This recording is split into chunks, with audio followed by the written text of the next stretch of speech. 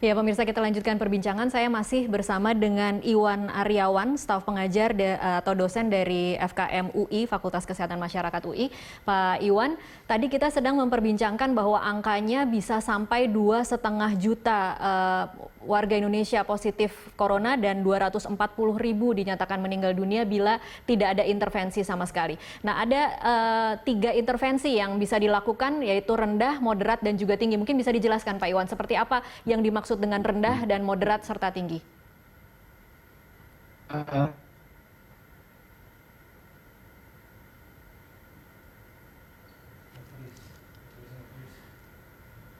Halo Pak Iwan.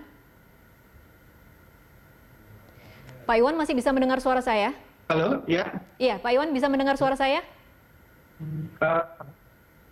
Bisa, ya. Iya, Pak Iwan bisa dijelaskan intervensi rendah, moderat, dan tinggi apa yang dilakukan untuk masing-masing level intervensi ini? Iya, jadi dalam pemodelan itu kita coba memodelkan 3 intervensi, yaitu intervensi yang rendah. Rendah ini maksudnya kita melakukan social distancing seperti awal-awal kita lakukan, artinya sukarela, kemudian tes apa adanya. Nah, itu bisa menurunkan, cuma tidak banyak. Kemudian kalau yang sedang, itu adalah tes kita perbanyak dan social distancing kita pertegas. Nah, kalau yang intervensi skala tinggi itu artinya social distancing benar-benar kita tegaskan dengan peraturan dan juga dengan penjagaan. Kemudian tes benar-benar dilakukan secara luas pada kelompok beresiko, ya, supaya bisa diketahui siapa yang corona positif. Kemudian juga bukan sekedar tes, tapi harus dilakukan isolasi. Mungkin tidak perlu isolasi rumah sakit untuk yang kasus dengan gejala ringan, tapi isolasi di rumah supaya tidak menyebarkan. Kemudian pada intervensi skala tinggi kita juga perlu lakukan dengan peraturan untuk mengurangi pergerakan orang dan pengumpulan orang. Seperti mudik kita harus atur atau larang, kemudian juga perkumpulan-perkumpulan orang di segala macam acara itu kita harus tiadakan supaya COVID ini tidak semakin menyebar. Baik, dengan penjelasan definisi seperti itu, yang sedang kita lakukan saat ini masuk kategori yang mana Pak Iwan? Sekarang kita, kalau menurut kita, baru masuk antara yang ringan dan sedang, dan kita harapkan sih pemerintah segera untuk melakukan ke dalam intervensi yang tinggi supaya kita bisa mengatasi epidemi ini. Baik, Pak Iwan, saya penasaran, ini hasil dari penelitian ini sudah diberikan kepada pemerintah?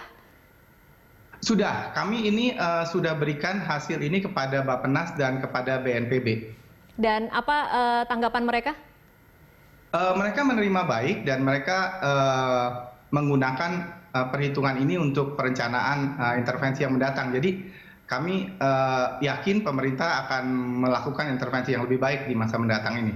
Oke, bila tidak dilakukan peningkatan intervensi, apa skenario terburuknya Pak Iwan? Kalau kita tidak lakukan intervensi dengan skala yang tinggi, artinya yang kami khawatirkan itu adalah kapasitas pelayanan kesehatan kita yang tidak memadai, karena nanti akan ada banyak kasus dari corona ini yang butuh perawatan rumah sakit, beberapa butuh perawatan rumah sakit dengan ICU dan dengan ventilator. Itu yang kita sudah coba petakan, itu tidak cukup. Baik, selain berharap pada intervensi yang bisa dilakukan oleh pemerintah, apa kira-kira yang mungkin bisa dilakukan oleh masyarakat sendiri untuk bisa menurunkan grafiknya, Pak Iwan? Oh iya, kalau dari masyarakat, ya masyarakat bisa melakukan social distancing yang benar, artinya benar-benar tinggal di rumah. Kalau tidak benar-benar tinggal di rumah, kemudian tidak bepergian antar kota, dan tidak mudik, karena bepergian antar kota atau mudik itu bisa malah menyebarkan corona ini ke tempat lain. Dan jika ada gejala, langsung segera melapor ke fasilitas kesehatan yang ditunjuk supaya bisa diketahui apakah positif atau tidak dan bisa segera diisolasi. Baik, tadi Presiden Joko Widodo mengatakan bahwa dalam 8 hari ini sudah ada pergerakan 14.000 pemudik. Dengan fakta lapangan seperti ini, Pak Iwan, mungkinkah angkanya masih bisa lebih tinggi lagi kalau kemudian tidak ada kebijakan apapun yang bisa menahan warga untuk pulang kampung? Iya, itu yang kami khawatirkan. Kalau tidak ada kebijakan yang tegas, ini karena justru dengan adanya isu tidak boleh pulang kampung, ini banyak masyarakat yang pulang kampung sekarang, mumpung masih bisa pulang kampung gitu kan. Nah ini seharusnya masyarakat menyadari bukan soal pulang kampung secepatnya karena masih bisa, tapi sebaiknya sama sekali jangan pulang kampung karena itu akan menyebarkan virus. Apalagi kalau nanti ketemu orang tua atau saudara-saudara yang lebih tua yang mereka lebih rentan untuk terinfeksi. Iya, jeda waktu antara isu bahwa akan dilarang pulang kampung dengan benar-benar dilarang ini kemudian menjadi mempercepat angkanya begitu ya Pak Iwan? Iya, iya. Baik, kemudian terakhir Pak Iwan, jadi kalau bisa memberikan saran kepada pemerintah dari intervensi-intervensi yang bisa dilakukan, yang mana sebenarnya melihat kenyataan di lapangan ya Pak, dengan mempertimbangkan apa resiko yang harus ditanggung, intervensi model apa yang sebenarnya harus diterapkan? Kalau kami lihat dari segi epidemiologisnya, itu adalah kita harus segera mencegah pergerakan orang. Jadi pergerakan antar kabupaten, antar pulau itu harus sudah dicegah dengan peraturan. Ini artinya harus ditutup, artinya harus benar-benar ditutup, tidak boleh ada pergerakan sama sekali? Iya, tidak ada pergerakan sekali, kecuali untuk orang-orang khusus yang memang diperlukan, misalnya tenaga medis ya. Baik, berarti harus setegas itu ya Pak Iwan untuk kemudian bisa menekan angkanya?